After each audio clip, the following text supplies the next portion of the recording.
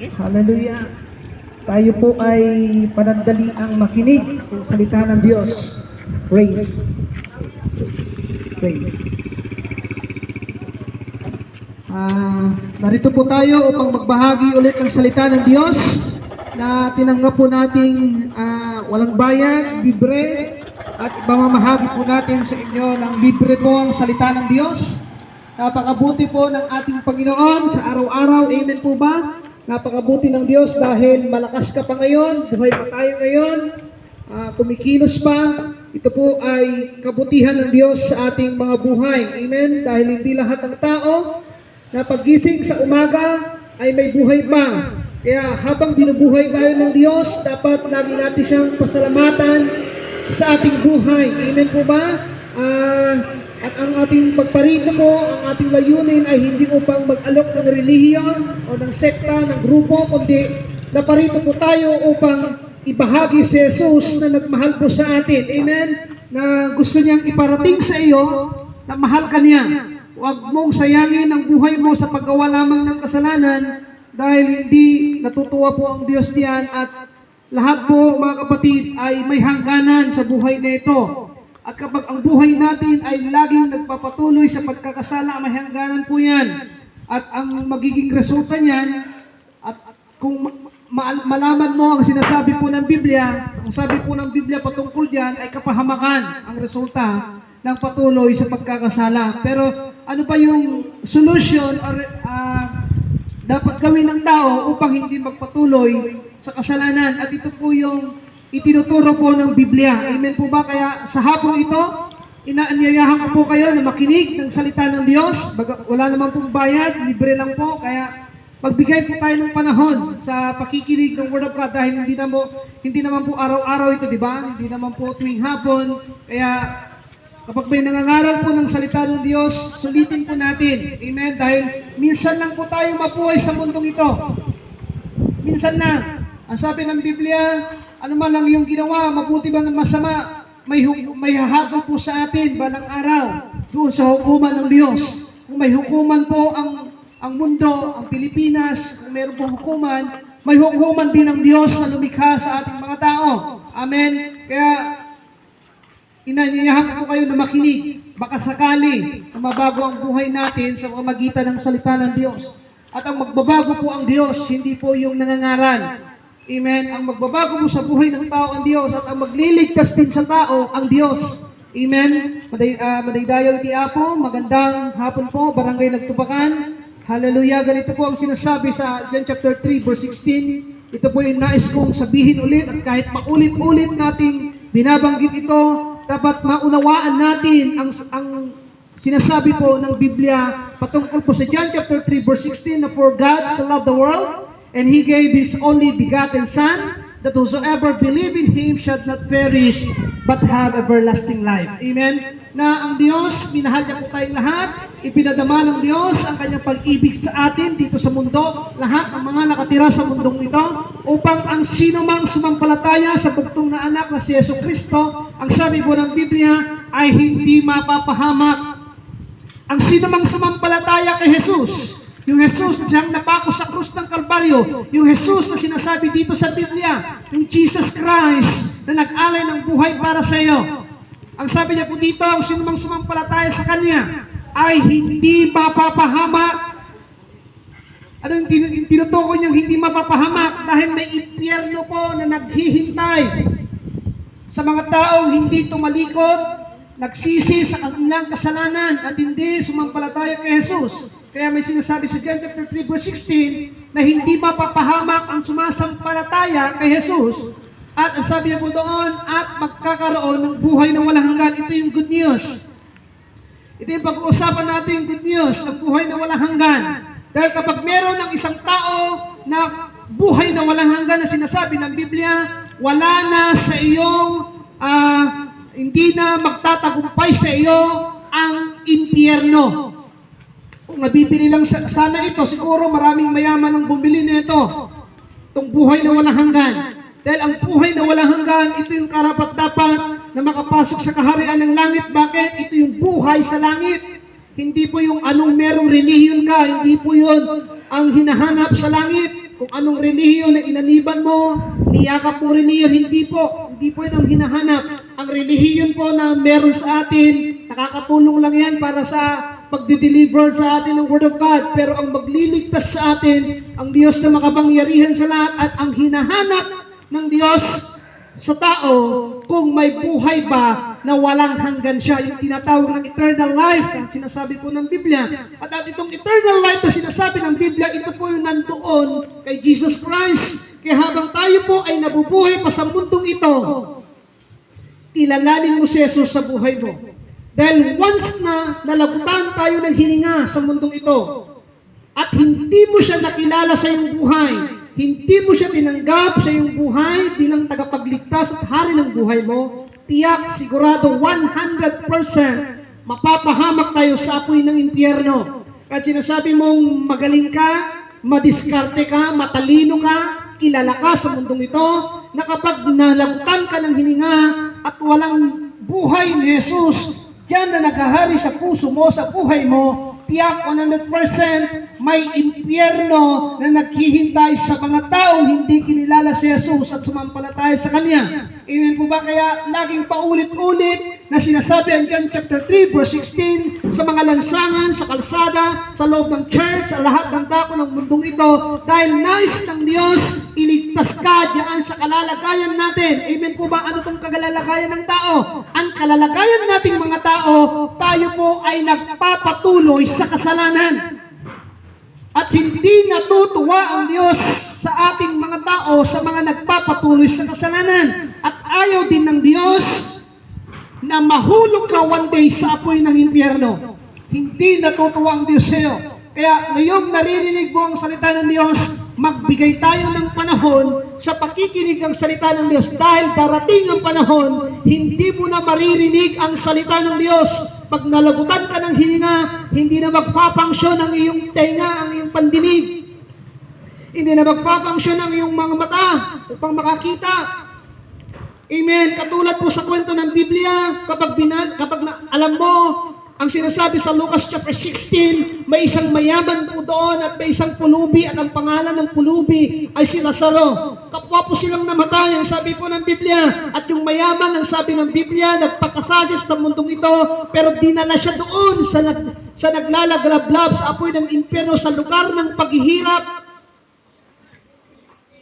Oras-oras, minuto, araw-araw naghihirap siya doon sa apoy ng impyerno, itong mayaman na sinasabi ng Biblia sa Lucas chapter 16. Ang sabi ng Biblia, nagpakasasya siya, wala siyang panahon sa Diyos, wala siyang panahon sa salita ng Diyos, kaya nung nalagutan siya ng hininga, ang sabi ng Biblia, kinuha siya, dinala siya ng mga anghel doon sa lugar ng paghihirap, at ito yung impyerno na sinasabi ng Biblia. Kaya habang may buhay pa tayo, may pag-asa pa tayong makaiwas sa apoy ng impyerno. Basta, tiyakin mo at nahanap mo ang mga hiwaga na sinasabi ng Biblia, at ang hiwagang ito, yung eternal life na sinasabi ng Biblia. Kailangan ka magkamit nito, kailangan magkaroon ka nito. Dahil kapag wala tayo nito, sigurado, 100% mapapahamak tayo sa apoy ng impyerno. Sa ngayon, naririnig mo lang salita lang ito, pero darating ang panahon, sasabihin mo, totoo pala ang sinasabi ng Biblia. Totoo pala sinasabi ng mga nangangaral ng salita ng Diyos. Amen. Kaya wag po natin baliwalain ang salita ng Diyos habang tayo po ay nabubuhay pa sa panahon ngayon.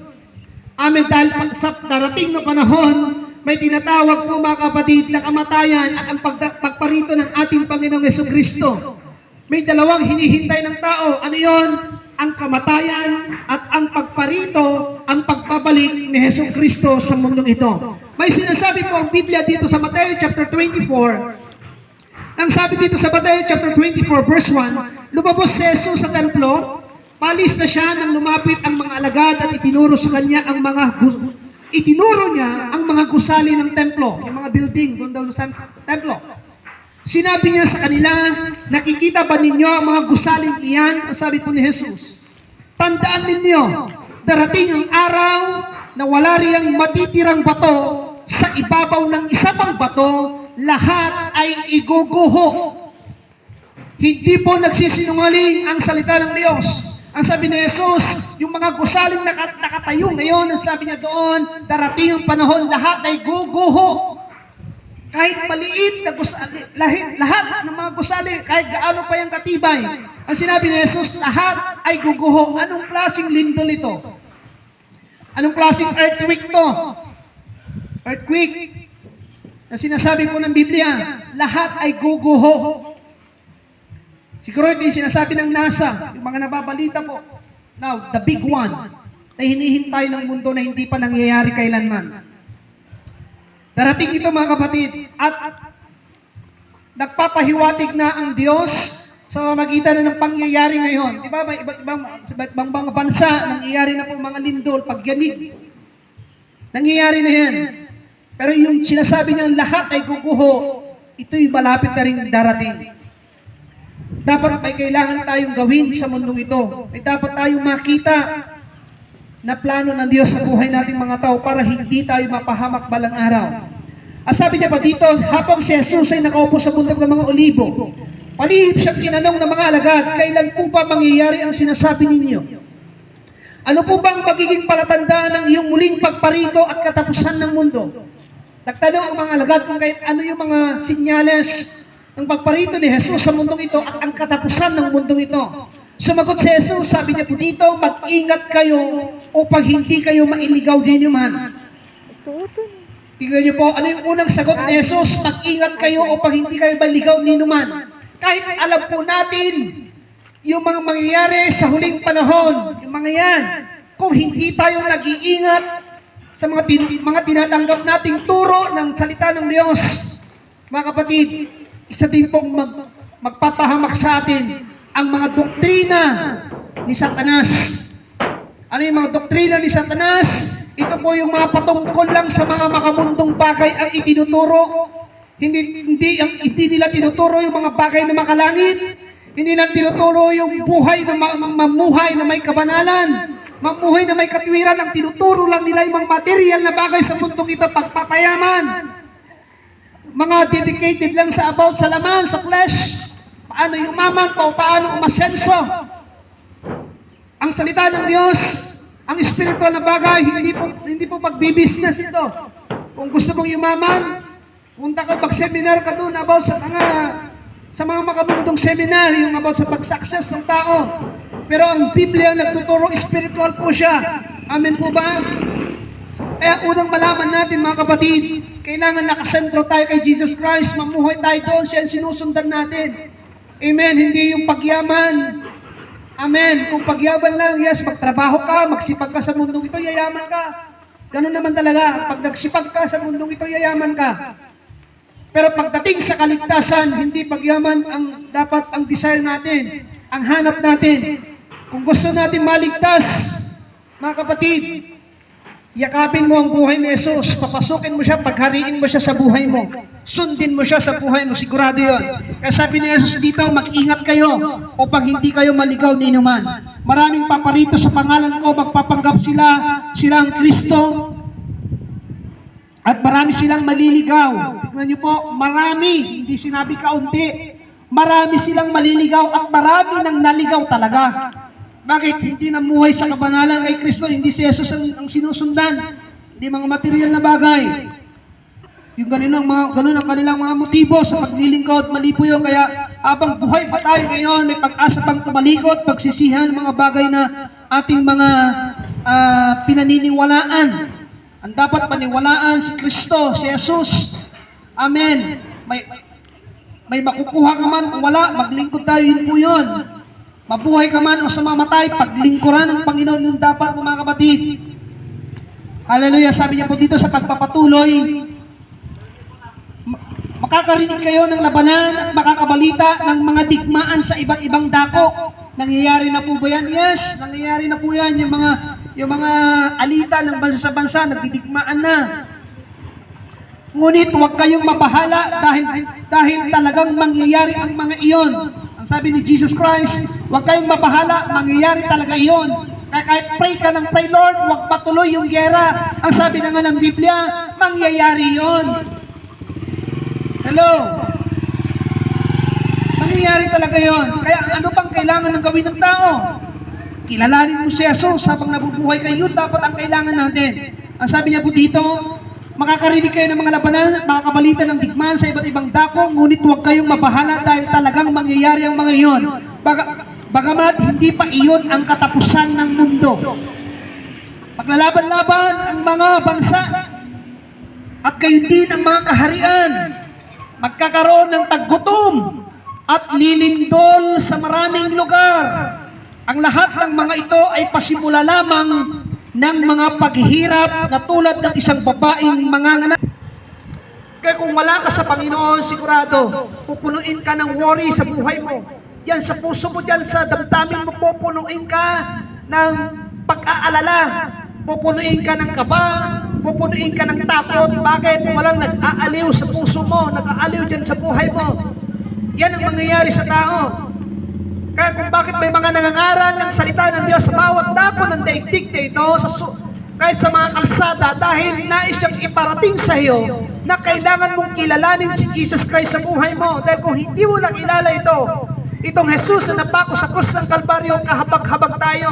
Ang sabi ng Biblia, makuha mo man ang lahat ng anumang meron sa sanlibutan ito, kung mapapahamak naman ang ating kaluluwa sa impyerno, walang kapuluhan ang lahat ng ating mga pinaghihirapan sa mundong ito. Lahat ng ating pagdidiskarte, pagtatrabaho, pagnenegosyo, pag-iimbok ng kayamanan, walang halaga yun pag napunta tayo balang araw sa apoy ng impyerno, walang kapuluhan yun. Amen.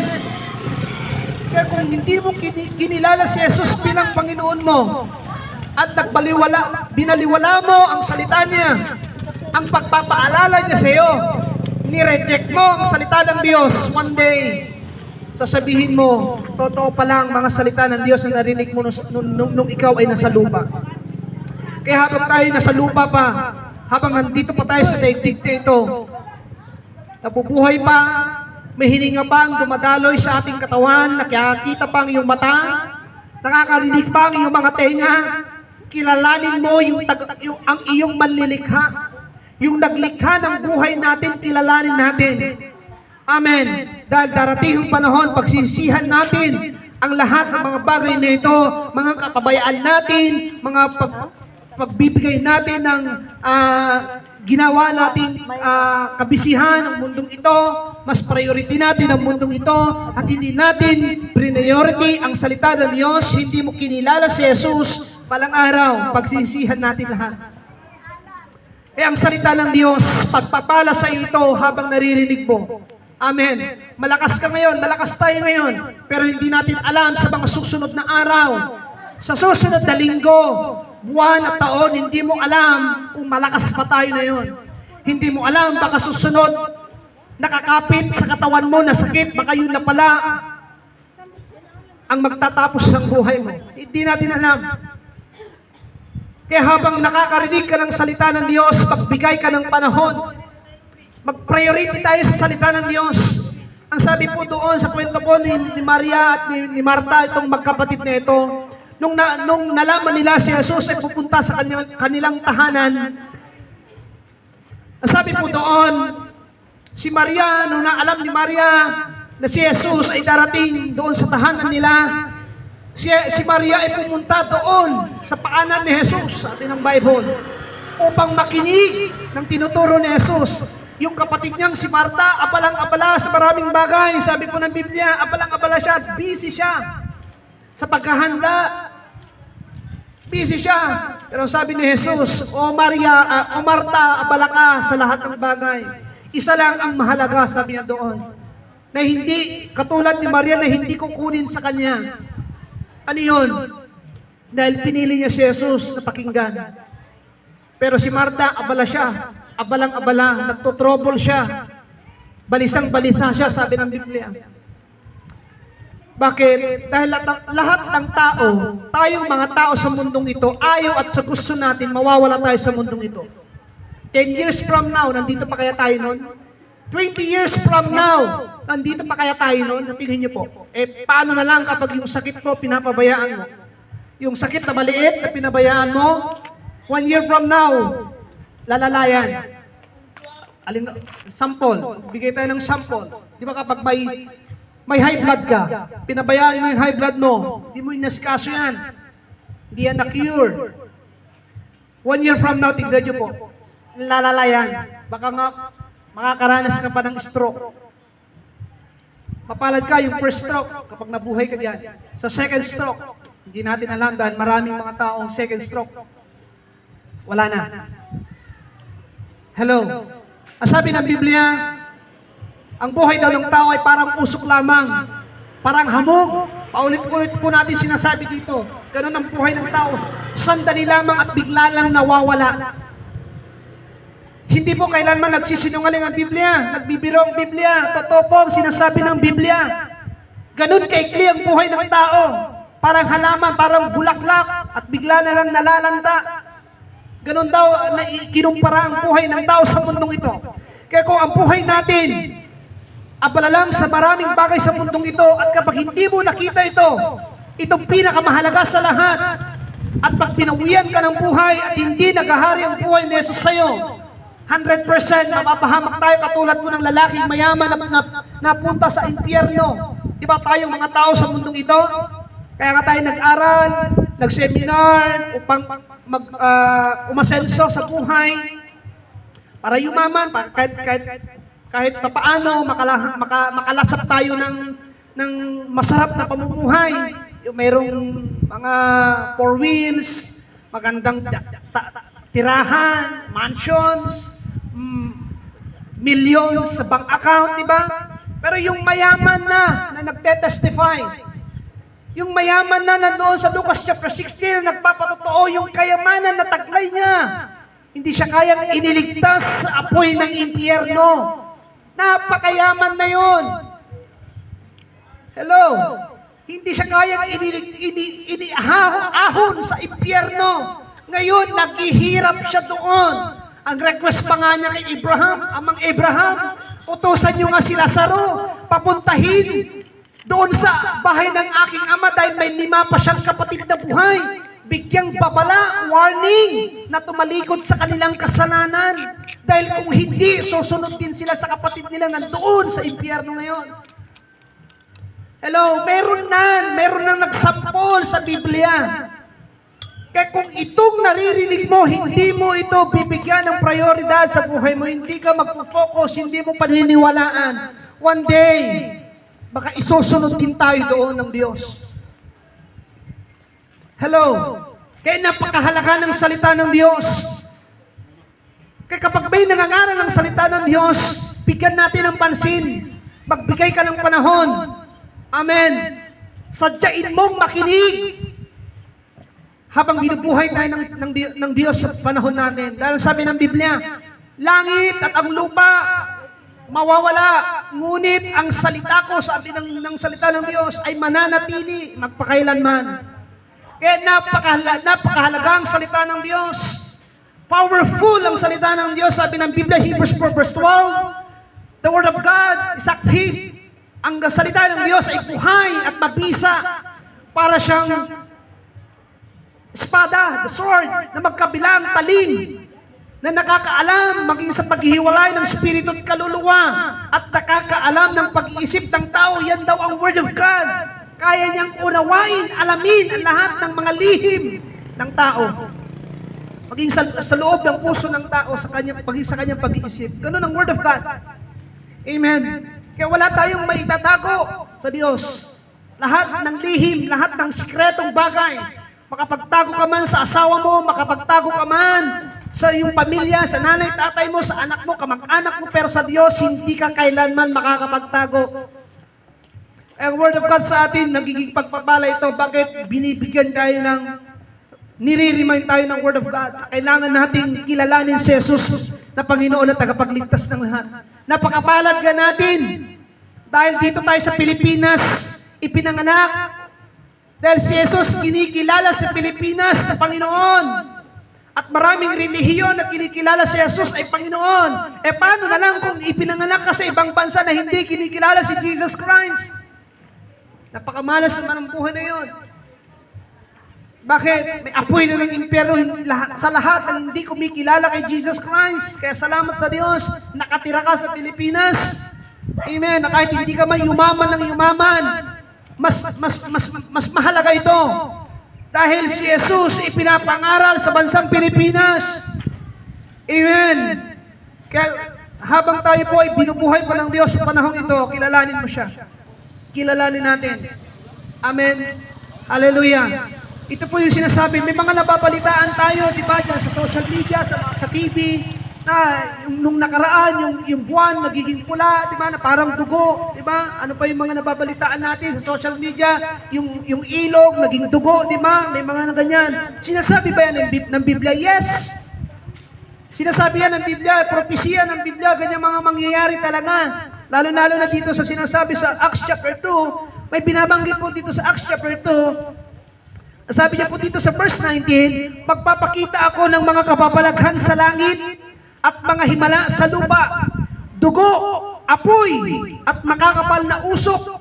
Ang mga araw ay magdidilim. Tingnan niyo po, araw magdidilim.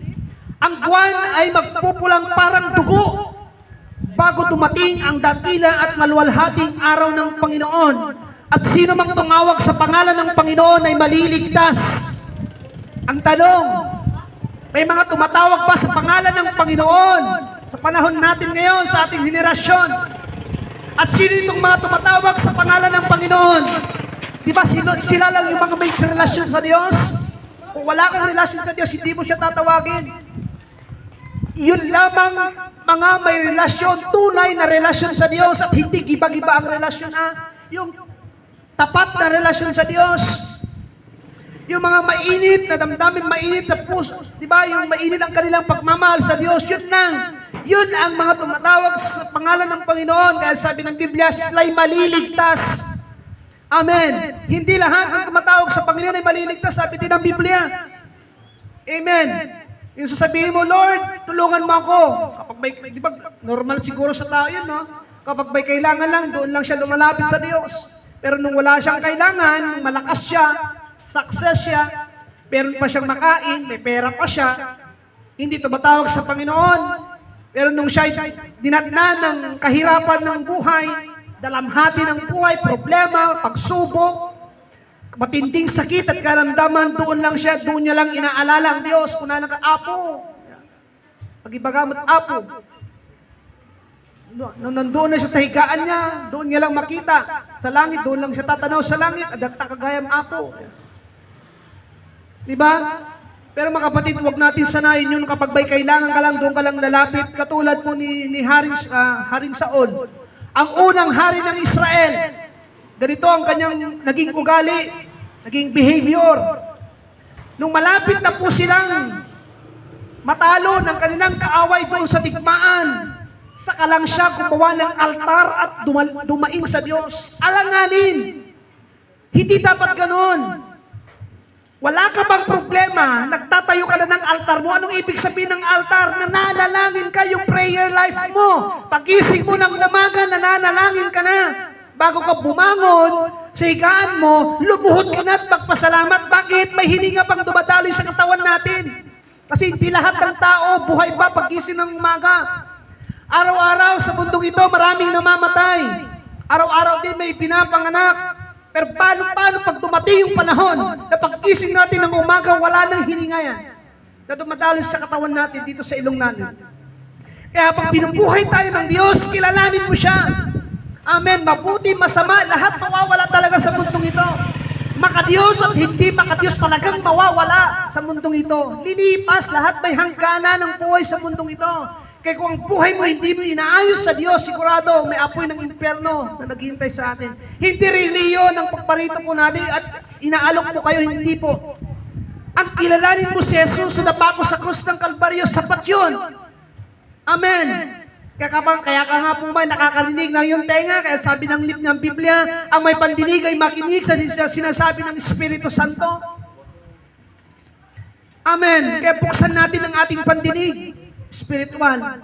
Pandinig sa salita ng Diyos, pagbigay tayo ng panahon. Amen. Dahil binubuhay pa tayo ng Diyos sa panahon na ito. Hallelujah. Madidaya with the Apo. Year 2025, buhay pa tayo. Thank you, Lord. Amen. Magpasalamat ka sa Diyos. Tignan mo, nung dumating nung virus na COVID, ang daming nawala nung panahon na yon. Ang daming kinuha ng COVID, pero salamat sa Diyos, hindi ka isa doon. Amen. Sa daming mga sakit na dumapos sa katawan mo, di ba, hindi ka ba magpasalamat? Hindi ka ba kinuha ng Diyos? Hindi ka tulad ngayon doon, punta ka doon sa emergency, doon sa Far North, sa hospital. Yung mga naghihingalo na doon. Kaya araw-araw, pasalamatan mo ang Diyos kaysa naman reklamo ka ng reklamo. Ganito na naman ang ulam, kasta manan, disidaan. Hello? Dapat lagi tayong magpasalamat sa Diyos. Ugaliin mo yan. Mapasalamatin ka. Hindi yung puro reklamo. Amen. Pasalamat ka tayo, masarap ang ulam natin. Hindi katulad ng ibang lugar, di ba? Hindi araw-araw nakakatikim ng mga isda. Samantala tayo, pinibiyayaan tayo ng Diyos ng mga pagpapala dyan sa karagatan at nilikhayan ng Diyos. Hindi mo bang pasalamatan ng Diyos diyan? Dapat every time na umaasenso ka sa paghahanap buhay, nagpapasalamat ka, hindi ka nagyayabang. Amen. Dapat every time na nagiging success ka sa mundong ito dahil pinagpapala ka ng Diyos, dapat lagi kang nagiging mapagpakumbaba, matulungin, mapagpasalamat sa Diyos. Amen. Dapat ganun ang ating buhay, ang ating behavior, ang ating character sa mundong ito. At kung makikita ng Diyos, ganun ang buhay mo, sigurado palalo ang pagpapalain ng Diyos. At lalo na pag pinapahalagahan mo ang gawain ng Diyos. Amen. Lahat ng kinalaman sa Diyos, connected sa Diyos, pag pinahalagahan mo yan, pagpapalain ka ng Diyos. At pag natutuhanan mo yung mahalin mo ang salita ng Diyos, sigurado pagpapalain ka ng Diyos. At pag natutunan mo mahalin mo ang mga lingkod ng Diyos, pagpapalain ka ng Diyos. At pag natutunan mo respetuhin ang araw ng Diyos, pagpapalain ka ng Diyos. Tiyak yan, 100%. Pagpapalain ka ng Diyos kapag natutunan mo ito. Love the Word of God, love the man of God, the instrument of God, the servant of God, and love the day of the Lord. Pag minahal mo yan, rinespeto mo yan, yung araw ng Diyos, sigurado. Ang sabi ng Biblia, maging yung mga anak, makikinabang yan, pagpapalain ng Diyos. Kaya simulan mo ang maging maka-Diyos. Simulan mo ang gumalang sa Diyos. Amen. Parang ngayon nagtupakan, pagpapalain tayo ng Diyos kung tayo po'y susunod sa Diyos ang buong puso. Amen. Kaya nga sabi ng Biblia, kung tayo daw sasampalataya sa buong puso natin, maliligtas tayo. Hindi po sa bibig ang pagsampalataya, sa buong puso natin. Pag puso po ang kumilos, totoo po yan. Hindi nagsisinungaling ang puso natin. Amen.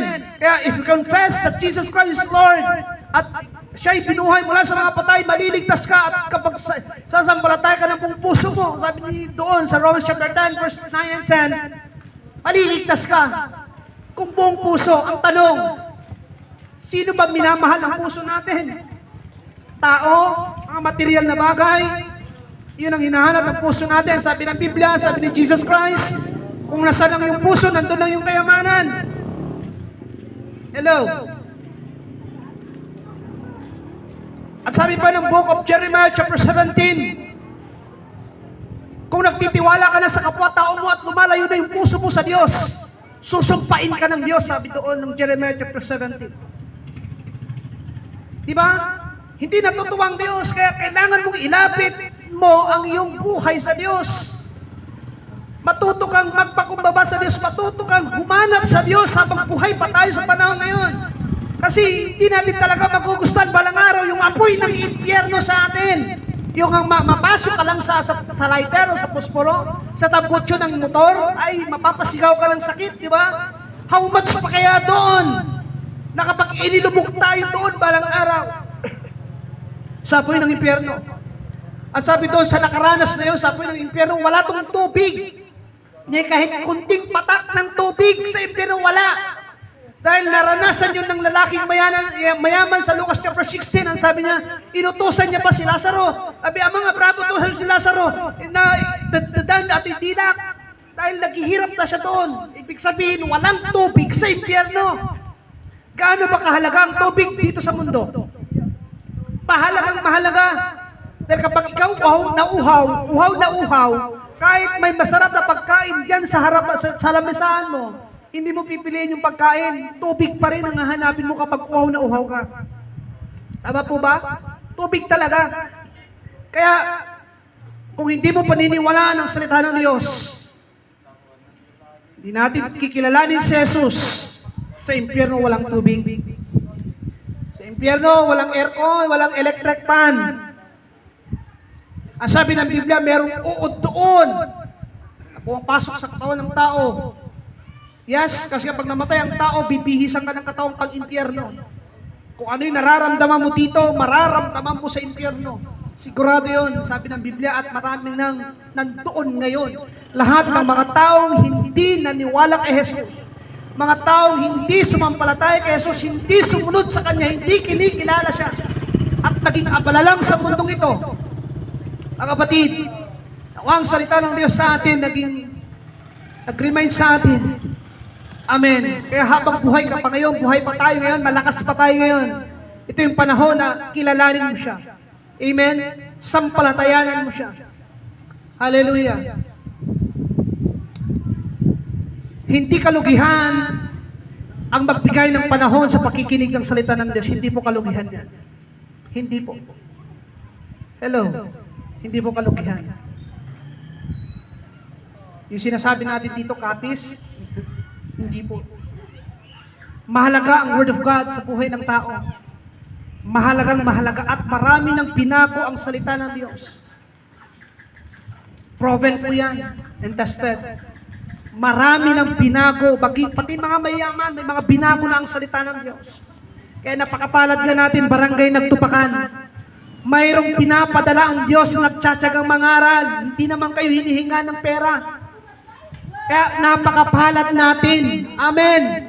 Napakapalad natin. Yung Diyos na makapangyarihan sa lahat, na may likha ng langit, lupa at maging dagat na pinaghahanap buhayan natin. Kinahahabakan tayo ng Diyos. Nais siyang ipadama, ipadaloy sa buhay mo ang pag-ibig niya. Kung talagang susundin mo siya, hindi lang yung isang araw lang tuwing Saturday. Makikinig lang ako ng Word of God pag linggo, di na ako mag-church. Hindi ko nahanapin ang Lord. Mga kapatid, yes, ito po, nakakatulong itong Saturday ito na pangangaral ng salita ng Diyos. Pero mga kapatid, hindi lang doon magtatapos. Dapat hanapin talaga siya. Kilalanin mo siya. Ang sabi ng 2 Corinthians chapter 7 verse 14, kung ang aking bayan ay magpapakumbaba at manalangin at hahanapin ang aking buka at tatalikod sa kanilang mga masamang lakad, pagagalingin ko ang kanilang mga lupa. Hello? Kung hihingi tayo ng tawad, tatalikod sa kasalanan, mananalangin tayo, hahanapin natin yung mukha ng ating Diyos, ang mukha ng Panginoon, ang ibig sabihin ng seek His face, mga kapatid, hanapin ang kanyang presensya. Yun po yung ibig sabihin doon. Asan ba presensya ng Diyos?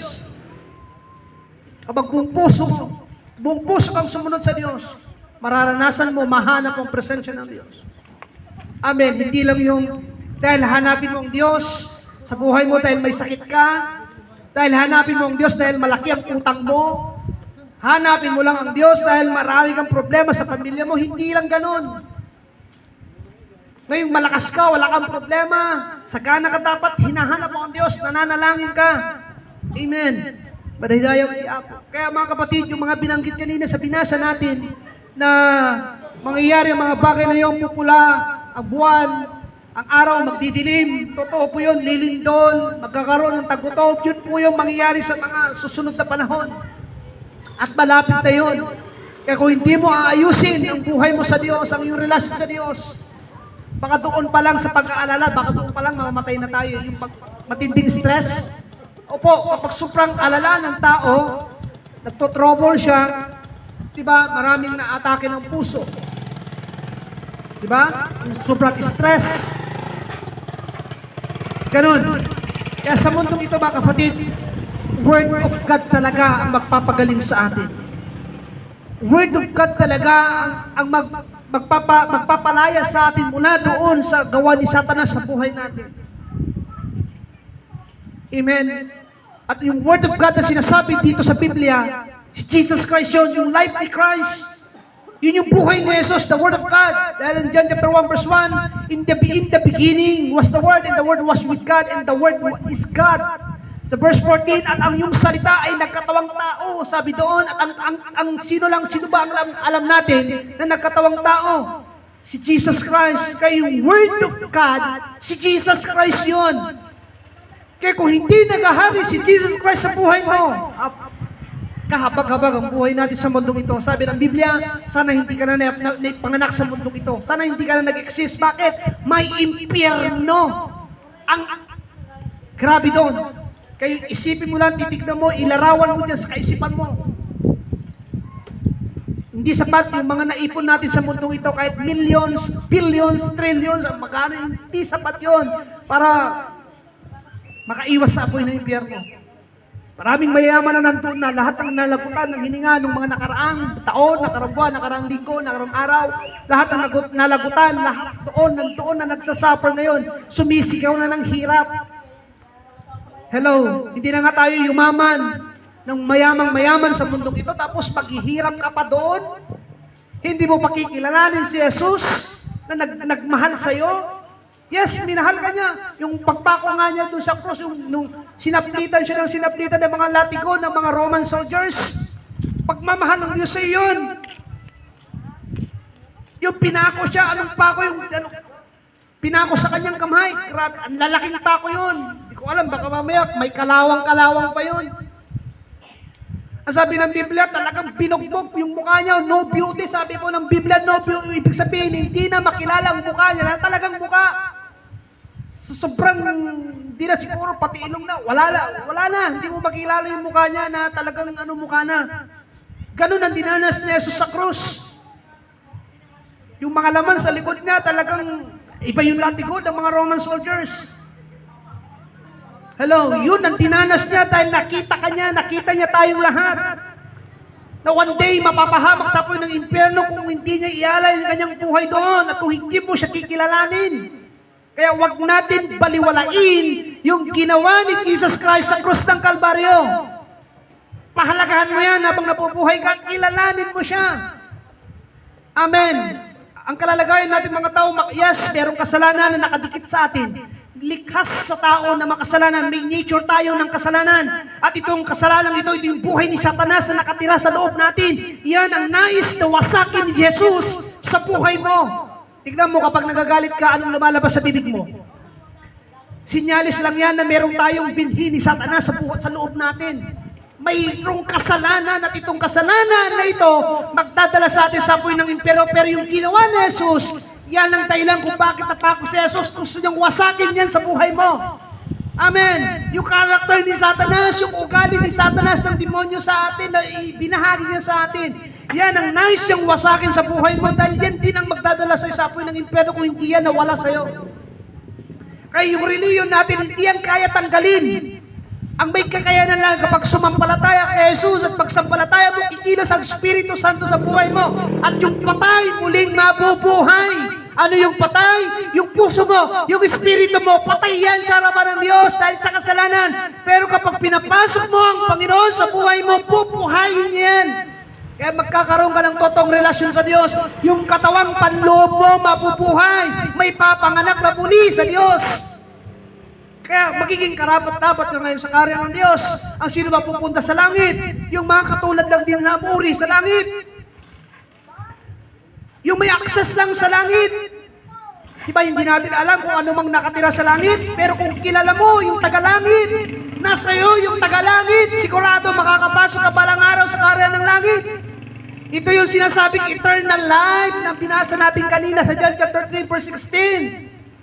Na gustong hingiin ng mayaman din sa Marcos chapter 10, pag babasahin ng Marcos chapter 10, may nakarecord dyan, sabi doon, paano ba magkaroon ng buhay na walang hanggan? Sabi ng binatang mayaman doon, ang hinihingi na buhay na walang hanggan. Ang sabi ni Jesus, ipagpili mo ang iyong ari-arian at ipamigay sa mga mahirap. Nung narinig ng mayaman yon, ang sabi doon ng Biblia, nalungkot yung mayaman, hindi niya kaya gawin. Kasi ang hinihingi niya, eternal life. Alam niyo po bang eternal life? Walang kakayanan, hindi magtatagumpay ang impyerno sa'yo doon. Sigurado, 100% sa kaharian ka ng langit. Bakit? Eternal life, life of Christ yan. The power of God, kapangyarihan ng Diyos yung eternal life. Hindi yan sinasabi natin kaligtasan, eternal life. Iba yung eternal life. Pag sinabing eternal life, nagkahari dyan si Jesus. Kapangyarihan ng Diyos yan. Amen. Eternal life, yan yung nandoon na taglay ni Jesus. Kaya huwag kang mamamatay hanggat hindi mo siya nakikilala sa buhay mo. Amen. Pagkaroon tayo ng disiplina, ano bang pumapatay sa atin? Minsan yung bisyo natin, di ba mga bisyo-bisyo? Yun din nagpapaikli din ang buhay ng tao, imbis na yung itinalaga ng Diyos na buhay mo sa ganitong taon, ganyan. Pero dahil sa pag-aabuso natin sa ating katawan, napapaikli, di ba? Hello, tapos sa mga, yung mga nagdadrive na parang sa kanya lahat ang kalsada. Amen. Isa lang ang buhay. Amen. Isa lang ang buhay. Kaya yung buhay na ito gamitin natin sa kabutihan. Amen. Gamitin natin para mapapurihan ng Diyos. Sabi ng Biblia, yung bibig daw na, yung dila daw ng tao, ginagamit sa pag-aalipusta sa mga tao, mga sama, at ginagamit sa pagpupuri ng Diyos. Pero wag mong piliin yung masama. Piliin mo, ipagamit mo ang iyong dila, ang iyong bibig sa pagpupuri sa Diyos. Pero ang problema, bakit hindi mo magbigay papuri sa Diyos, hindi mo mapasalamatan ng Diyos sa iyong bibig, sa iyong dila? Dahil masama nga yung loob natin. Yung nasa puso natin masama dahil sa kasalanang minana natin. Kala Eva at Adan. Yan yung nais ng Diyos baguhin niya sa pamamagitan ng pagsampalataya mo sa Kanya. Pagtanggap mo kay Jesus. Amen. Pag tinanggap mo yung buhay ni Jesus, sasampalatayanan mo siya, susundin mo siya, pagkakaroon ka ng liwanag, ilaw ng iyong buhay. Amen. At ang ilaw na ito na sinasabi ng Biblia, yung buhay ni Jesus, si Jesus mismo ang ilaw, ang liwanag. At yung kadiliman na buhay natin, mawawala kung susunod ka sa Kanya. Kailangan nating sumunod. Dahil kung hindi ka susunod sa ilaw, nasaan tayo? Siyempre, nasa dilim. Saan ba ginagamit ang ilaw? Sa dilim. Kaya kung hindi ka susunod sa ilaw, nasa dilim tayo. At sinasabing dilim ito, yung buhay ni Satanas, dilim yon, kadiliman yon, kasamaan yon. Amen. Kaya magpasalamat tayo, may nag-alay ng buhay para sa ating lahat. Medyo napahaba na po siguro. Buti wala po tayo sa loob ng church. Amen. Kaya mahal ka ni Jesus, huwag mong sayangin yung buhay na yan. Isa lang ang buhay, mga kapatid, kaibigan, kabarangay, nagtubakan, mahal kayo ng Diyos. Isa lang ang buhay, huwag mong sayangin yan sa paggawa lamang ng kasalanan. Ipaglingkod mo yan sa Diyos habang binibigyan ka pa ng Diyos sa pagkakataon. Tignan niyo po. Matagal na panahon, pinaalipin natin ang ating katawan sa kasalanan, sa pagbibisyo, sa anumang kasamaan. Hindi mo ba kayang ibigay yung natitirang buhay mo ngayon sa Diyos? Halimbawa, kung ang natitirang buhay mo na sa Diyos is 1 year na lang pala, 5 years na lang pala ang natitirang buhay mo dito sa mundo. Halimbawa, 10 years, o 15 years, 20 years, 30 years ang natitirang buhay natin sa mundo. Bakit hindi mo pa ipaglingkod sa Diyos? Bakit hindi mo pa ibuo sa paghahanap mo sa Diyos? Amen. Kasi totoo kapag sinaliksik mo ang Biblia, may totoong impyernong mapapahamak ang tao talaga. Kapag hindi siya tumalikod sa kasalanan, hindi siya nagsisi sa kasalanan niya, meron talaga. At lahat hindi sumampalataya kay Jesus, meron talagang impyerno na pupuntahan ng tao. Kaya talagang buwis buhay na ginagawa ng mga lingkod ng Diyos, kung paano sila inutusan ng Diyos na mangaral. Talagang, bakit? Kasi nga ayaw ng Diyos na maraming mapahamak balang araw sa apoy ng impyerno. Dahil hindi natutuwa ang Diyos doon na may mapahamak na lasingkero, may mapahamak na mga sugalero, mapapahamak na mga adik. Hindi natutuwa ang Diyos doon. Amen. Mga maling relasyon, hindi natutuwa ang Diyos doon. Kaya habang may panumpa, ayusin na natin. Yung mga sinasabi ng Biblia, yung nakikipagtalik sa kapwa lalaki, sa kapwa babae. Hello, ayusin na natin ang buhay natin habang buhay pa tayo sa panahon ngayon, habang kinahahabagan pa tayo ng Diyos. Magsisi na sa kasalanan. Ang pagpapala nandiyan lang. Nakakansel lang yan dahil nakikita ng Diyos yung kasalanan sa iyo. Pero kapag hiningi mo ng tawad yan sa Diyos, nagbalik loob ka sa Diyos, maaring pagpapalain ka ng Diyos. Amen? Yes, ang Diyos ay mapagpalang Diyos. Alam niya ang kalalagayan mo, alam niya ang kailangan mo sa buhay. Alam niya, hindi bulag ang Diyos. Buhay ang Diyos.